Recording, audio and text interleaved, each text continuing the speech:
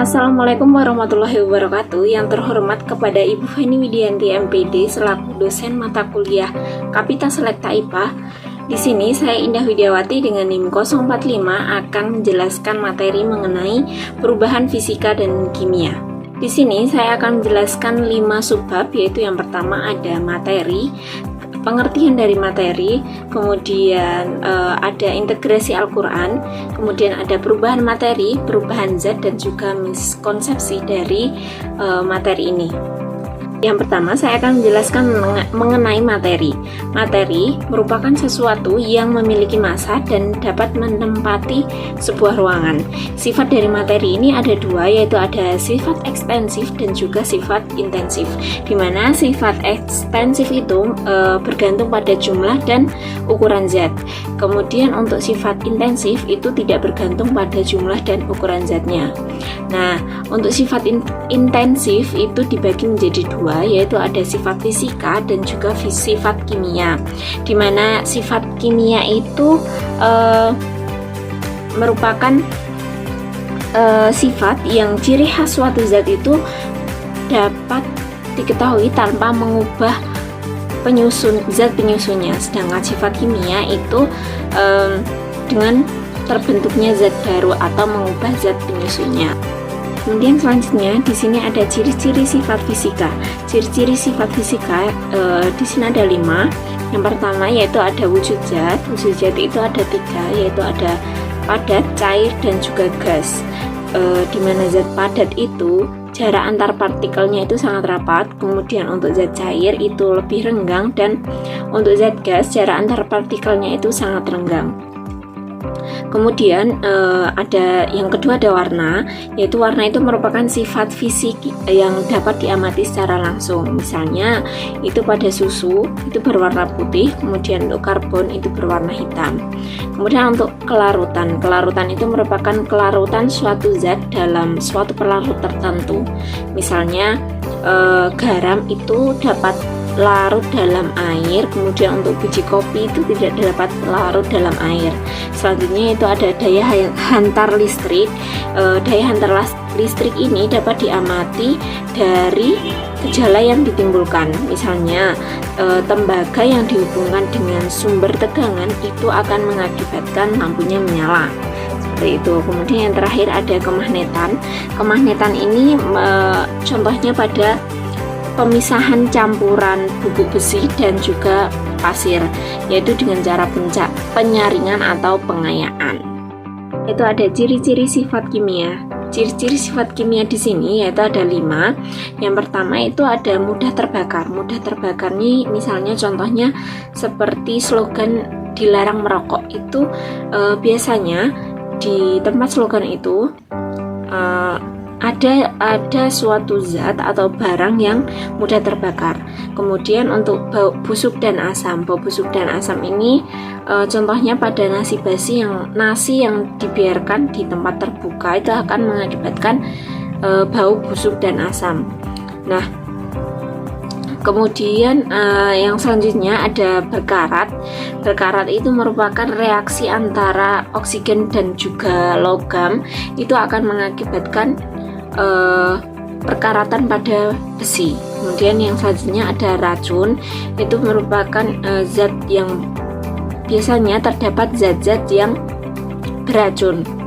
Kemudian untuk mudah meledak ini ada beberapa zat kimia yang mudah meledak seperti magnesium, kemudian ada uranium, seperti itu.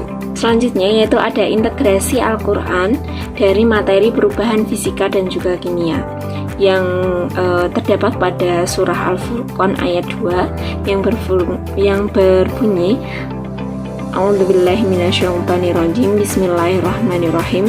Alladzi lahu mulkus samawati wal ardi wa lam yattakhidh waladan wa lam yakul syarikun fil mulki wa khalaqa kulla syai'in faqaddarahu taqdiran. Sadaqallahul azim. Yang artinya yang kepunyaannya lah kerajaan langit dan bumi, dan dia tidak mengetahui anak dan tidak ada sekutu baginya dalam kekuasaannya, dan dia telah menciptakan segala sesuatu, dan dia menetapkan ukuran-ukurannya dengan serapi-rapinya. Di sini dapat kita simpulkan bahwa Allah itu menciptakan sesuatu itu sudah sesuai porsinya masing-masing. Jadi yang seperti yang sudah saya jelaskan tadi, ada beberapa perubahan zat, yaitu ada fisika dan juga kimia, di mana masing-masing itu sudah memiliki ciri-cirinya masing-masing dan memiliki ciri khas masing-masing. Selanjutnya ada perubahan materi. Perubahan materi merupakan perubahan benda-benda yang bersifat langsung diamati, namun juga ada yang memerlukan waktu yang lama. Perubahan materi itu terbagi menjadi dua, yaitu ada perubahan fisika dan juga perubahan kimia. Perubahan fisika itu merupakan perubahan yang tidak menimbulkan zat baru. Contohnya itu seperti pada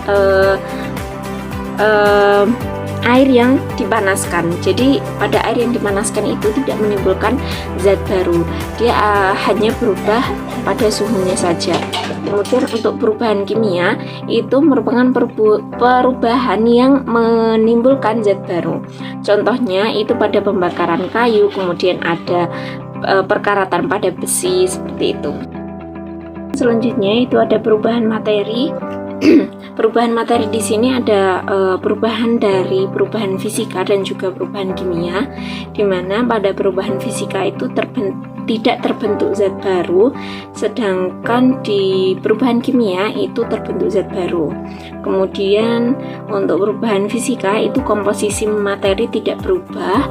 Nah, untuk perubahan kimia itu komposisi materi sebelum dan sesudah reaksi itu mengalami perubahan.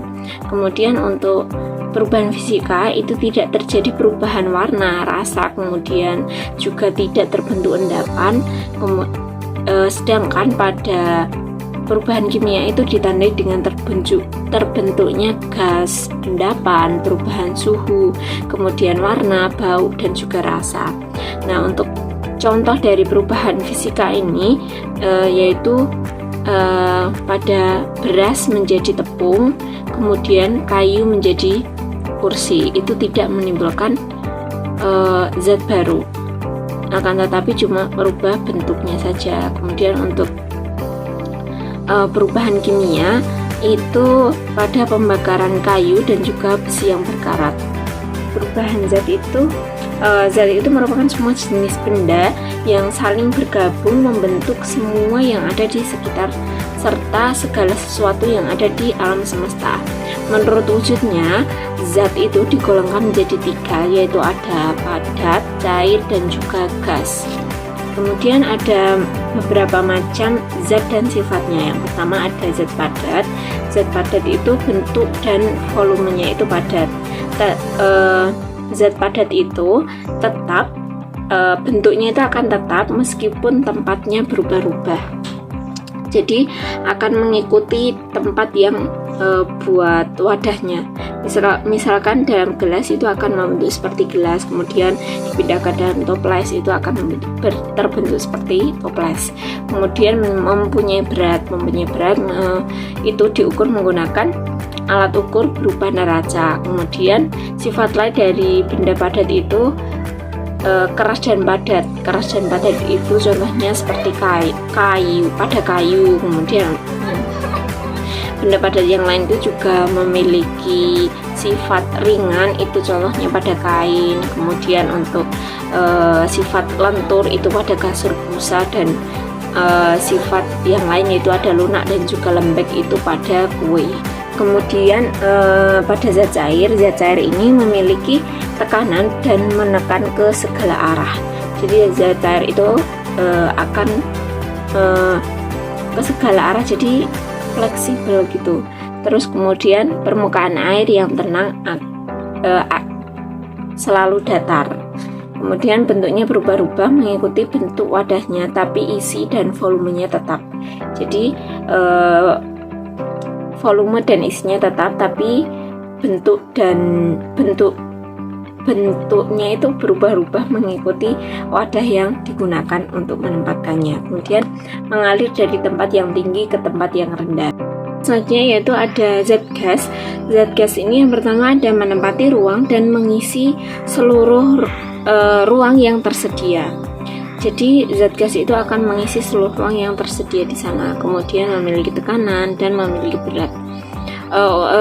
Zat gas ini memiliki tekanan, contohnya itu pada perubahan dari zat ke zat. Contohnya padat ke cair itu mencair, kemudian untuk cair ke gas itu menguap, dan gas ke padat itu mengkristal, kemudian padat ke gas itu menyublim, gas ke cair itu mengembun, kemudian cair ke padat itu membeku. Seperti itu. Kemudian selanjutnya ada aplikasi perubahan wujud dalam kehidupan sehari-hari. Yang pertama itu ada pembuatan garam di laut, kemudian ada pembuatan keterampilan gerabah, industri gula pasir, pembuatan yogurt, industri minyak bumi, dan industri susu kaleng. Jadi kesimpulan dari perubahan fisika dan perubahan kimia ini yaitu perubahan fisika itu merupakan perubahan yang sebagai perubahan wujud sementara, jadi tidak menghasilkan zat baru seperti itu. Contohnya itu pada lilin yang dipanaskan itu akan mencair, namun setelah suhunya dingin, lilin itu akan kembali ke wujud semula, yaitu padat seperti lilin yang sebelum dibakar. Kemudian untuk perubahan kimia itu merupakan perubahan di mana perubahan wujudnya tidak dapat kembali ke wujud semula atau ke wujud aslinya, dan perubahan kimia ini bersifat tetap. Contoh dari perubahan kimia ini yaitu pada kertas yang dibakar itu akan menjadi abu dan tidak dapat kembali ke wujud semula. Jadi tidak dapat kembali ke wujud kertas seperti kertas lagi, dia akan tetap menjadi abu seperti itu. Kemudian di sini ada beberapa glosarium yang dicantumkan dari materi perubahan fisika dan kimia. Kemudian ada miskonsepsi dari perubahan fisika dan kimia, dan daftar pustakanya yaitu dari buku Kapita Selekta IPA Integrasi Keislaman. Terima kasih, sekian yang dapat saya sampaikan, semoga bermanfaat. Saya akhiri, wassalamualaikum warahmatullahi wabarakatuh.